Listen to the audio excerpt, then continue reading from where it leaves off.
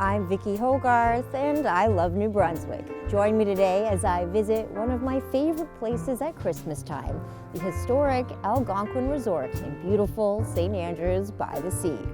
First, I'm meeting with Cole Sheridan, General Manager, for a tour of the returning Festival of Trees. It's been the better part of 10 years since we've last had a Festival of Trees. And it's really largely about trying to take good care of our community. So we have 9 local businesses, great partners that have come together and sponsored some of these trees.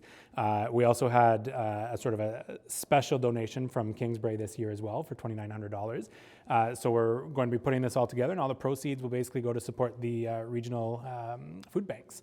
We know everybody, as the economy can be a little bit challenging right now. I know that's a big focus for the community, and we just want to be able to do something special. And of course, everybody comes to the Algonquin, and we hope everybody's coming to the Algonquin for Christmas. And so it's a good opportunity for people to come in, take a look at the trees. They can rate them, they can vote, and there's some great prizes to be had as well. The Kingsbrae tree has photos of loved ones lost from the community on it. That was part of an initiative to raise even more money for the food bank, if I understand correctly.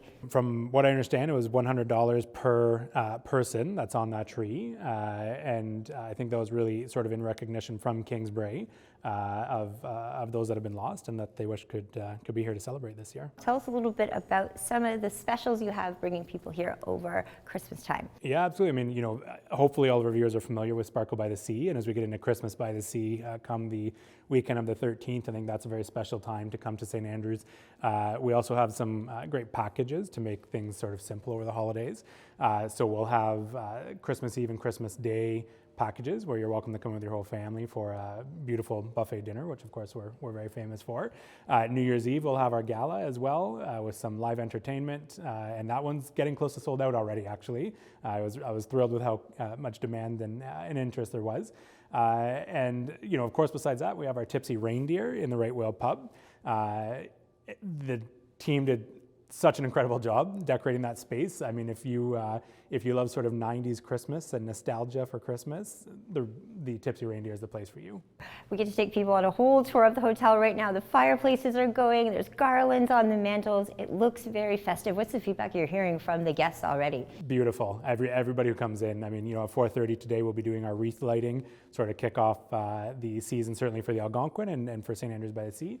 And everybody who's come in is just thrilled with it. I think the Algonquin has for a long time had a very storied history with the festive season, but the team really hit it out of the park this year. It's something very special. Usfa Spa opening here in 2026. That'll be another attraction bringing people to the area, particularly in the winter months as well. That's absolutely the hope. It's it's a material investment, and there's been so much support for it.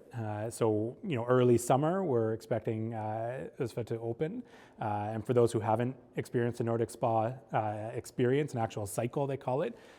Personally, I find it's one of the only ways that I can actually bring my stress level down, and it's amazing when you actually do the true sort of thermal cycle. I think both locally and regionally, as people come, they're really going to fall in love with it, and it's coming along very promising. I walked it just a couple of days ago, and it's going to be an exceptional space. My next stop is going to be afternoon tea with Brandy. I get to walk through the Festival of Trees with you first, though. Any last words for people at home right now? Please come by. I think we've got a very dedicated team here that's very committed to making sure that St. Andrews by the Sea is a destination year-round. We're making significant investments to do so. So please come by, see what's going on. We'd just be so thrilled to see you, as would Layla, our canine ambassador out front. And very happy festive season to everybody. Shall we take a walk through the rest of the trees? Absolutely, let's do so. Well, hello, Brandy. I've come from the Festival of Trees to sit with you by the fire here. Thank you, Vicki, so much for joining me for our festive afternoon tea. The Algonquin is known for your afternoon teas. Tell us a little bit about what you're offering for the holidays. We have created, our chefs are just so wonderful. It's a festive specific holiday afternoon tea. Can I offer you a pour? Yes, please. Okay. So this was created right here in St. Andrews. Tell us a little bit about the tea itself.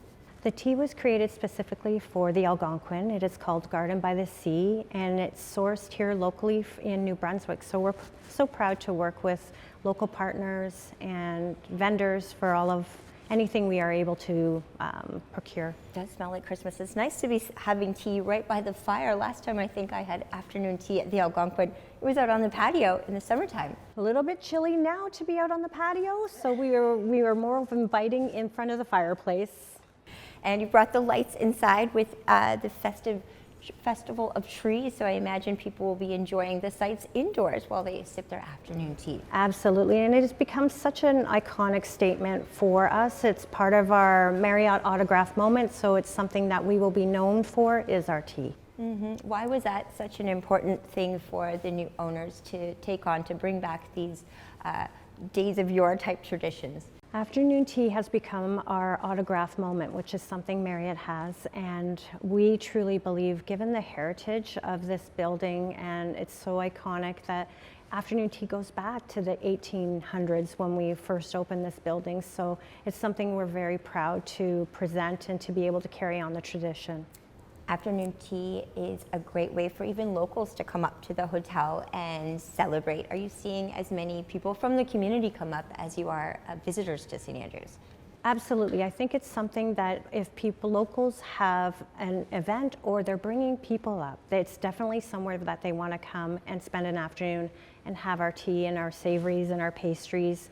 It's just a wonderful experience and something that not everywhere has. Afternoon tea is also a really beautiful intergenerational activity. Are you seeing a lot of families come up to partake in this activity? Well, absolutely, and just to that point, on the other side of our fireplace, there's a couple that's celebrating their 37th anniversary, and we're just sending them over the afternoon tea. So what should I try first? I'm deciding between savory and sweet. I love my savory, so I'm gonna go with the scone. It's scone too, and I can't help but a cucumber sandwiches. Honestly, our chefs are so incredibly talented. It all tastes lovely. I love our scones, but I also am very near to anything sweet. So everything on this plate is delicious. And it looks like you've got some Jams and marmalades and butters. All right. Well, thank you, Brandy, for taking me out to afternoon tea today. This is quite special. It's our pleasure to have you, and we're so happy to celebrate the holiday season with everyone. I can't think of a more magical place to be. Hello, Chef Prasanna. Hello, welcome. Thank you so much for having me back in the kitchen. It's my first time back here. We're going to be carving a turkey today. You're going to give us your expert tips for people at home. Yes. Here at Algonquin for the Christmas, we have just prepared this, planning to prepare this menu for the Christmas. So by the way, we have this Christmas Eve, we have a dinner here, and Christmas Day as well. And we have a proper gala dinner for New Year as well. Talking about turkey festive season, yes, we do it more traditionally here. So basically just give you cooking tips on that. In this case, what we have done, we have added some sage, thyme, bay leaf and rosemary, sugar and salt, and with water in it, and with lots of juniper berries and all other herbs as well. So what we did, we'll just bring it to boil, we'll cool them, then after it's cooled, we'll just get the whole turkey, we'll just brine them in it. So we'll just leave it minimum, I would recommend at least for 6 hours, the more the better. So we just kept it for like 12 hours here. Then the next day what we do, we just remove it, pat it dry. Then all the seasoning, again, we can still add the seasoning. Season it with just plain salt and pepper with olive oil, and that's it. It goes to the oven. To just give you a basic idea, when you start roasting the turkey, you always make sure the oven is always hot. People always tend to forget is like preheating the oven. That is one of the key. Basically, you have to preheat the oven, make sure the oven is hot enough. So every kilo of a turkey is 30 minutes of cooking needed. So in this case, like we have like 6 to 7 kilos of turkey. So it's more or less 2.5, 3 hours of cooking time in 180 degrees Celsius. So you're saying even someone who's an amateur like myself should not be overly intimidated. This looks like Not a perfect at all. turkey though. Not at all, because it's plain simple. It's only one bird you're gonna cook. It's not gonna get wrong in any way.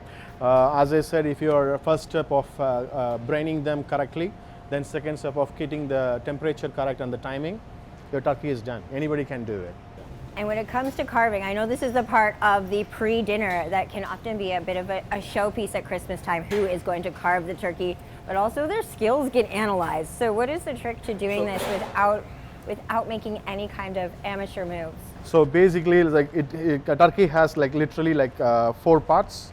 So apart from the wings, you have 2 wings, you have 2 breasts and 2 legs. That's simple as that. So once you're going to remove this bottom part, first you can make a small slit here. Then it's actually easy to remove the half of the body. So we have already split the body into half basically, right?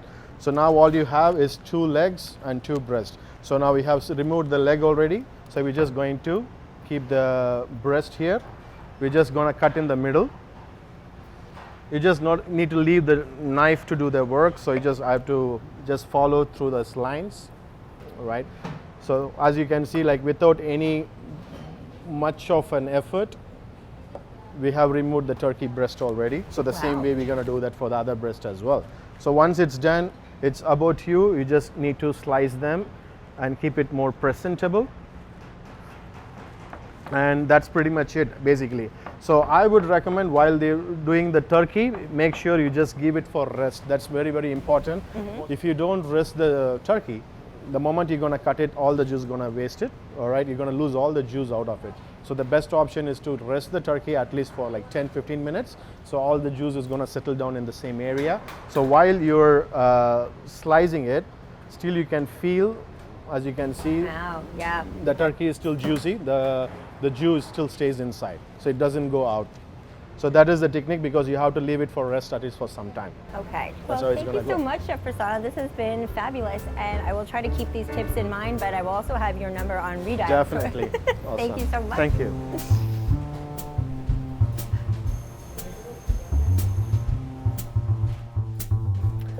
Hello, Cole. It's nice to see you again on my festive tour of the Algonquin. You as well. Welcome to the Tipsy Reindeer, Thank aka Right Whale here. Pub. Wow. So tell me a little bit about the festive makeover of the Right Whale Pub. Yeah, for the holidays. absolutely. You know, I think probably one of St. Andrew's favorite restaurants is Little Hideaways, and we've decked it out for the holidays. You know, I remember when I first talked to the team, I said a little 90s nostalgia for Christmas, and some of them maybe weren't alive in the 90s, frankly, but they figured it out, and they've done a fantastic job. I think it's very warm and inviting. You know, the cocktail menu has been, in my opinion, perfectly done. A lot of big hitters on here. The eggnog makes an appearance, which, much like pineapple on pizza, can be divisive, but is my favorite. I think everybody's going to love it. Well, I know this particular establishment is a favorite of CHCO. This is our Friday night haunt, if we can all get away from the office at the same time. Right Whale Pub. Now the Tipsy Reindeer will have to be our Christmas spot as well. That's right.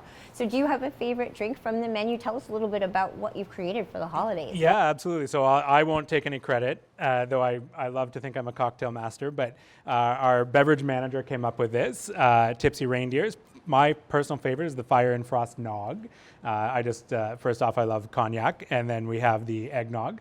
I grew up in an eggnog house. Not everybody did, but we also have the Snow Globe, which I think will be an Instagram favorite. It's a beautiful, almost petite Christmas tree with some cranberries in a snow globe, and we pour it on top, and it looks just exceptional. Oh my goodness, yes, Instagram-worthy moments for sure. So we have the snow globe here. As Cole said, it's a little tree inside your beverage. Beautiful. So they've prepped it before, cranberries, rosemary, obviously keeping it very seasonal. And then as we pour the sparkling wine, you'll get the effect of your snow globe there. Perfect, Paul. Thanks, Kendra. My pleasure. Thank you very much. Kendra, it's the holidays. You should join us as well. Why don't you make yourself another item from the menu so we can watch another festive drink come to life? I think I could make that happen. And Cole, I got to experience afternoon tea upstairs, a festive holiday version, but I understand here at the Tipsy Reindeer, aka Right Whale Pub, you also have Sunday roast, another British tradition that happens here on the weekend. What a lovely way to end a long weekend. Yeah, it is. So we every Sunday, 3 p.m., we open a little bit early. You know, I think there's a little bit of a tradition locally of maybe a Sunday drive, and an early dinner. So 3 p.m. to 6 p.m. we have local entertainment, live entertainment here in the pub. And we're offering a traditional British Sunday roast. So Chef Caesar salad, full Sunday roast, and one of our pastry chef's signature desserts, all for $49. Wow. Well, also, viewers at home got to watch Chef Prasanna prepare an incredible turkey. So if it's anything like the turkey they got to see prepared upstairs, I'm sure Sunday roast hits it out of the park. It absolutely does. That's right. And also, I was here for the World Series as well. You put on a lot of events at the pub, speaking of hitting it out of the park. I thought you were going to bring us a win on that one too. But I will say, the Blue Jays did win when I was here, so there's something to be said about good luck from this place. It was a good series. I'm sorry, I'm going to shake so you won't be able to hear very much.